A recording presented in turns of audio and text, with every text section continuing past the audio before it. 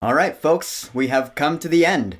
For now. The season finale of Peacemaker, Season 1, has premiered on HBO Max, so now I shall talk about it with the spoilers. So yes, of course, that is a spoiler warning. If you have not watched this entire season of Peacemaker, then you probably should not watch this video unless you don't care, in which case I would be somewhat surprised since this is the most popular streaming show right now. Peacemaker's been crushing it, but if you don't care, you don't care. So you have been warned, so let's wrap this season up. And yeah, this was a pretty great finale. A great finale to a great season of a great show from a great mind. So last we left it, we have our team now. We're gonna go kill this big cow that's feeding all the butterflies. So let's go check out the site, huh? This barn where all the butterflies and the cow are based. This is where Eagly drops the helmet in the wrong spot. But the one thing I want to note about this scene in particular is the fact that they make Green Arrow canon. Cause alright, over the course of this season, they've been dropping DC names, making these characters canon in the DC Extended Universe. Matter Eater Lad, Batmite, but you know, those have all been small names, characters that don't really matter. But Green Arrow, he's a pretty big player in the DC Universe. I mean, you know this if you've heard of the show Arrow. Oliver Queen, you know, he's been a member of the Justice League. So the fact that this is his first mention in the DCEU in Peacemaker, I'm wondering, alright, I feel like we should get a Green Arrow something or other series or movie in the DCEU eventually, since he's been made canon. I know, it feels really trivial, but I felt it was worth mentioning.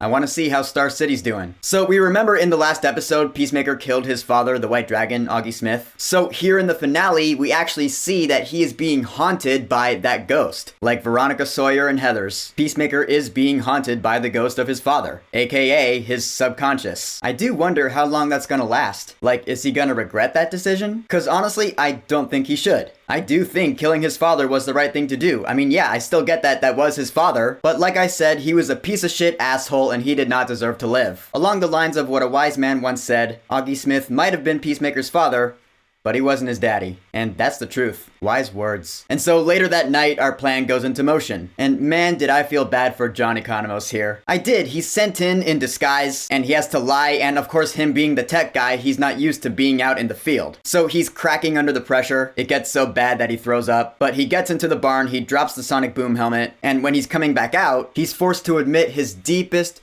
darkest secret. Yeah, he actually does dye his beard. This is a really important character moment for him. Oh my gosh, it's true. Alright, honestly, all joking aside, I actually did think this was a solid character moment for him, all things considered. Because he's like, I never had a girlfriend, and I didn't think anyone would notice until someone did, and he never stopped bringing it up. And you see Peacemaker's face, he's like, oh man, I shouldn't have made so many jokes about that. I was like, god damn it, something about this is actually landing, and I don't know what. You know what? It was Peacemaker's face, that's what it was. That look of guilt, you're like, yeah dude, how you feeling about that now? But then the sonic boom helmet does its job, it blows away half the butterflies, and it starts damaging the cow. And so, alright, we are ready for battle. Cue the Peacemaker national anthem. Do you really wanna taste it? And we get our pretty kick-ass action scene. Peacemaker, Vigilante, and Harcourt, they just charge into battle with that anthem blaring. And Peacemaker's got that shield, so he really is now living up to his name of a douchey Captain America. I will admit though that that is a pretty sick looking shield. And he's charging in like Wonder Woman, and this is a really awesome scene. Cause they're all kicking ass and it's all rated R bloody. They're shooting people, headshots, blood splatter. Guys are getting their heads cut off and their arms sliced off. Peacemaker's driving his shield into people and it's all gory and awesome. It's like Logan, but funny. Yeah, it was a pretty great time watching this action scene. The choreography and the camera work were really good. So big props to that, just saying. Unfortunately, all doesn't go quite well. I mean, Vigilante gets shot in the back, and at first I was like, alright, bye, Vig. I thought he was dead, but I guess he's not. I guess he's fine. He just walks off that shot like it's no big deal. I was like, okay. But Harcourt gets shot up quite a bit. And the way she's lying down there on the ground and the camera zooming out, she's coughing up blood, I was like, aw, man. I really thought she was dead. I did not think she was gonna make it. I was like, man, not Harcourt. She's a badass character. There is a part of me that really does wonder how she survived that. But then again, the other part of me is like, dude, Peacemaker survived getting shot in the neck by Bloodsport. Again, anything's possible here in the DCEU. Oh, that's right, I forgot. Sorry. So yeah, Harcourt will be fine. So Peacemaker goes down into the barn to take care of the cow, and Adebayo goes in after him with the human torpedo helmet, which I will admit, visual effects wise, I think that could have looked better. Because when she activates it, she just gets covered in this blue light and then she goes, I was like,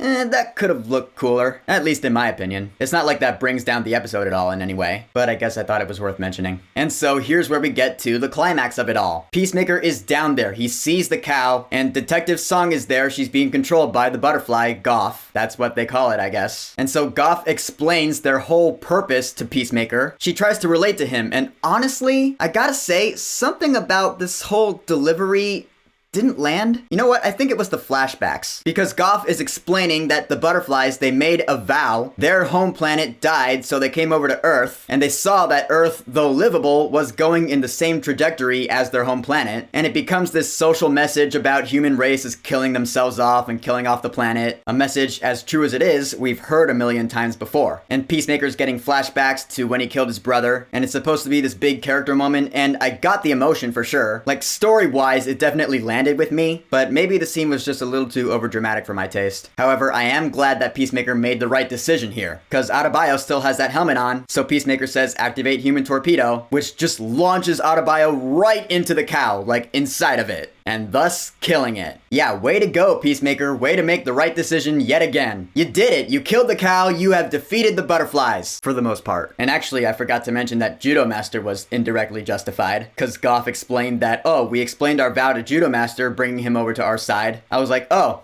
okay, that probably could have been handled better, but I guess that does explain why Judo Master was on the side of the butterflies. That explains his whole deal in the season, and he is still alive after this, so I guess that does leave it open for him to appear again. But alright, the task is done. The cow is dead, and the butterflies are defeated, which means we have victory!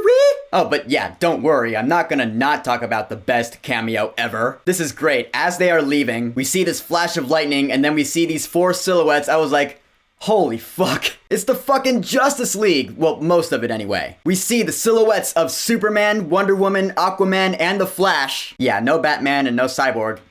And I'm pretty sure that Superman and Wonder Woman were just CG silhouettes, which is why we never really see them and they don't have any lines. But the fact that they actually got Jason Momoa and Ezra Miller to come back for this one scene, and it's actually pretty funny. Peacemaker's like, you're late, you fucking dickheads. Yeah, I guess Amanda Waller actually did end up calling the Justice League, but they're late. That's really funny. And then Peacemaker's walking by Aquaman. He's like, go fuck another fish, you asshole. And Aquaman's like, I'm so fucking tired of that rumor. To which the Flash says, it's not a rumor though. And Arthur Curry's like, fuck you, Barry. That's hilarious, but okay. Does that really make it canon that Aquaman fucks fish? Or are they just calling Mera a fish lady? I'm gonna go with that to calm my nerves. Point is, best cameo ever. And it's good to know that the Justice League is still kicking in the DC Extended Universe. I'm glad we actually got an update on that. It's been a while. I love it so much. The Justice League making a cameo in the finale of Peacemaker Season 1. That's awesome. And so we come to the epilogue. And here comes something I didn't expect. Adebayo goes on TV in a press conference, and she actually calls out Argus and her mother, Amanda Waller, who we see. She's like, what the fuck? Because Adebayo actually unveils Task Force X, the Suicide Squad. She's like, yeah, Belle Rev Prison did this with Argus. They took these convicted criminals and turned them into a world-saving team. I recommend investigation into this. So, oh shit, I'm guessing that means that Task Force X is probably gonna get shut down. Yeah,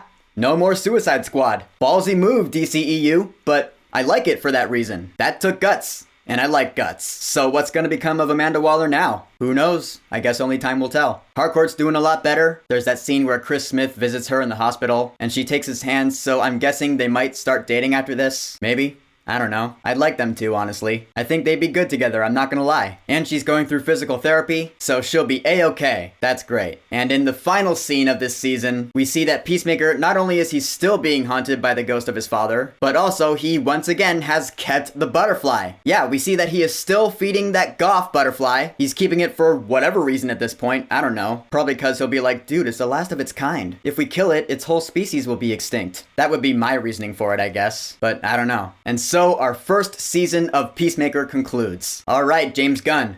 Way to go, buddy. So, in conclusion, Season 1 of Peacemaker I thought was a damn good time. I gotta say, I did enjoy it more than the Suicide Squad. It was just more surprising. The surprising character depth that each of the characters got. Peacemaker, Adebayo, Harcourt, Johnny Conamos, Myrn, Vigilante.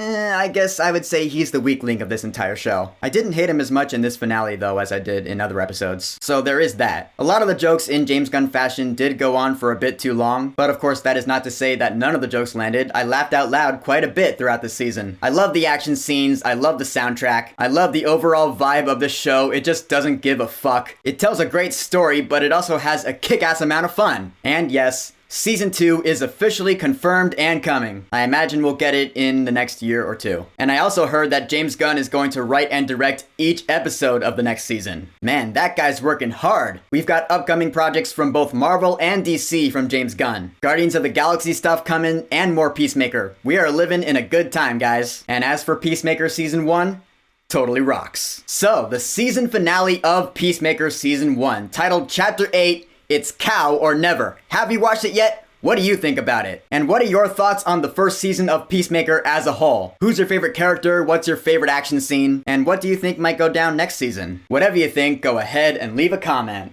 And of course, thank you for subscribing. Peace!